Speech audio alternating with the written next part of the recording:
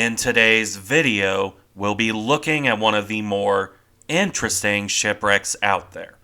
Not for the level of preservation like on Lexington or Hornet, but instead for the way she was sunk. This is one of the more modern wrecks I've covered. Not quite as modern as Murmansk, but this is still a Cold War wreck, at least in terms of sinking. A Second World War British destroyer sunk in Egyptian service by the Israeli Air Force. It makes for a distinctive story. That ship was HMS Myngs, or to use the Egyptian name, Qaher. I'll use both names interchangeably here. I've also covered this story relatively recently on the channel, so I'll link that video if you're interested. For today, I'll focus primarily on the wreck. Still, for the short version of her sinking. First off, Myngs was transferred to the Egyptian Navy in 1955. In this, she joined her sister ship, HMS Zenith, another vessel I've covered as the last surviving war emergency destroyer.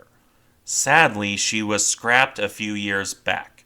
As for the ex-Myngs, well, Qaher was based out of the port of Bareness on the Red Sea in 1970 during the height of the War of Attrition.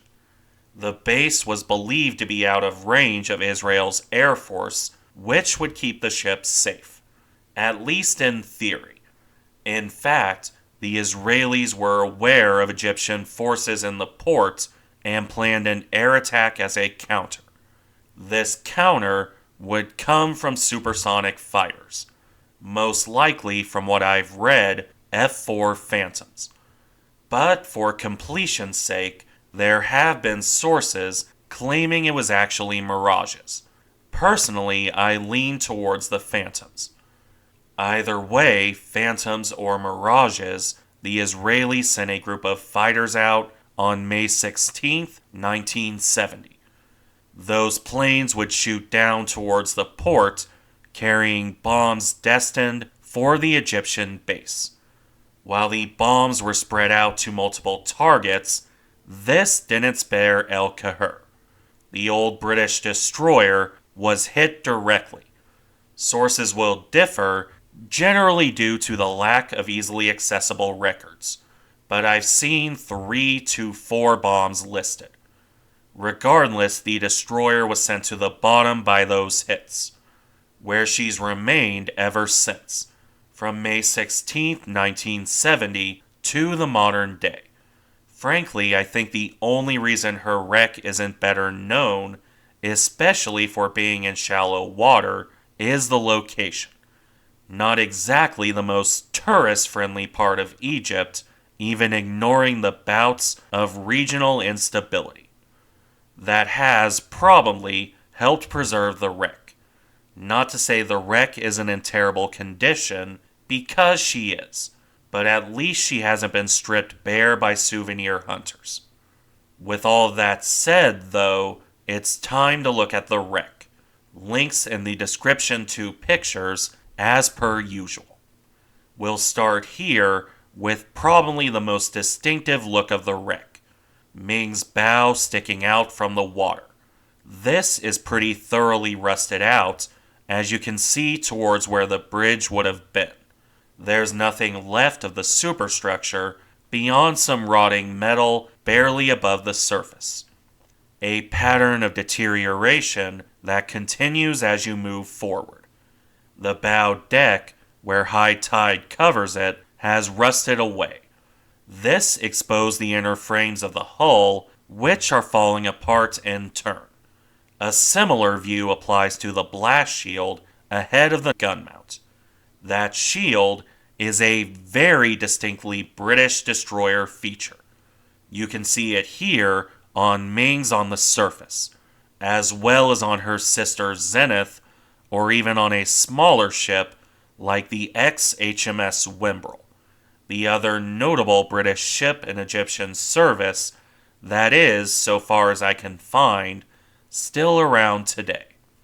As for El Qaher here, that blast shield, the tip of the bow, and the second gun mounts are basically the only somewhat intact pieces here.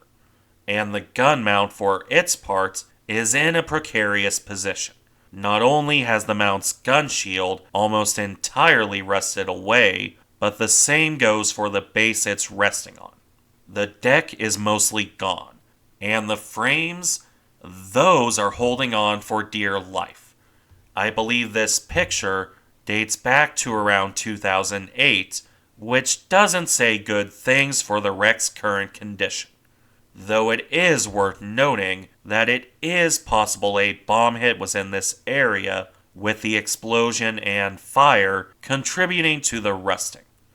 Or alternatively, the damage is from tidal action. Unfortunately, most of the existing pictures of the wreck come from around the same period. More recent looks aren't easy to find outside of Google Earth. In any event, when you look at the wreck from the waterline, it looks marginally better, mostly because the worst of the damage is concealed from this angle. Instead, we see the back of the gun mount and a peek at the bow gun. In both cases, the condition is a bit better, at least the little we can see of it. That also applies to the tip of the bow, where some railing is still intact. On the other hand, we can also see clean through the ship here, where the deck rotted away. So there's that to keep in mind. Regardless, since this image doesn't show much else, let's swap to underwater pictures. Starting with the bottom of the bow here. There's not a lot to say because it's just the bow. It's in fairly good shape, all things being equal, without as much apparent rusting or marine life. But at the same time, it's also just a snapshot of the wreck. An admittedly good-looking one, but still just a small look. So let's move on, specifically to the weaponry. Interestingly, the stuff underwater is in better shape than the above water mounts, such as this 4.5-inch gun here. This is on the ship's stern, pointing almost straight up on the bottom. There's a couple possible reasons for this orientation. First, the elevation gear could have rusted away, dropping the breech and elevating the muzzle. That's something you see all the time on Japanese shipwrecks. Second, it could have been elevated and trained out. As you can see, it's not on the center line to try and engage the Israeli attackers, which would have been optimistic to say the least. That said, this is probably the more likely option. The bow mounts are also trained out. Unfortunately, we'll probably never know, unless the next picture is from this gun, as we'll see. First, let's round things off here. This is, as I said, in better condition. The gun shield is, from this angle, fully intact.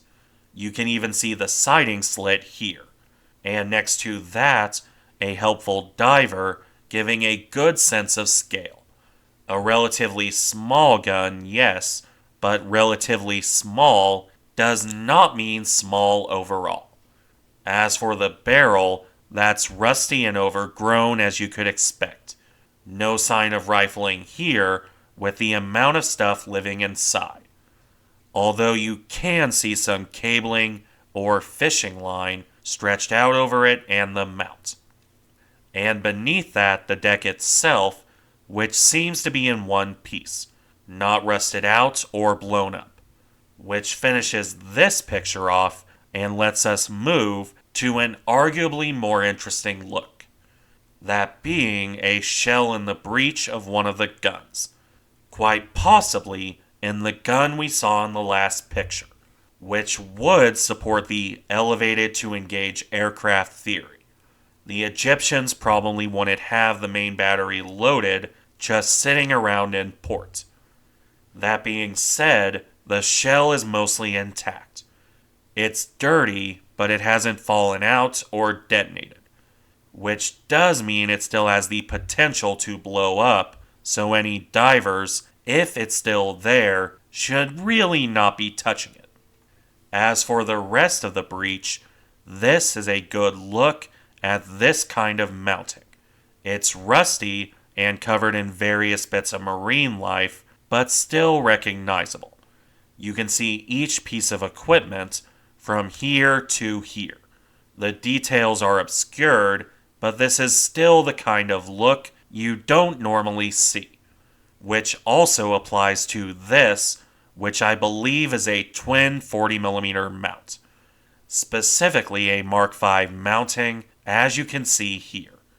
This would have been the dedicated anti-aircraft weaponry dating back to the 1940s, quite fine for engaging a Stuka or a kamikaze, but completely outmatched against modern, at least for the time, jet fighters.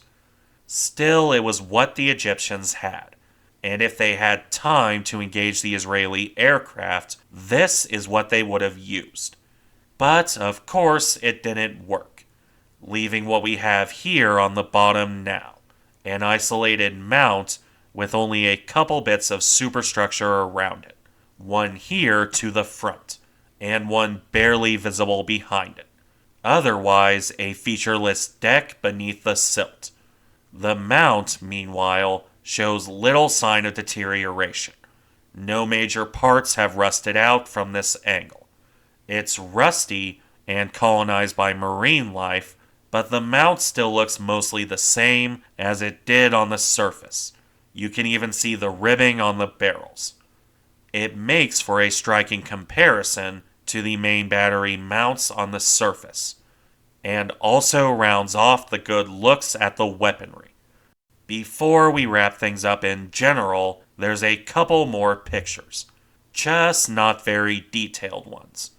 First, this one of the submerged 4.5-inch gun, more useful for showing a closer look at the mounting here, which seems to have rusted out a bit more.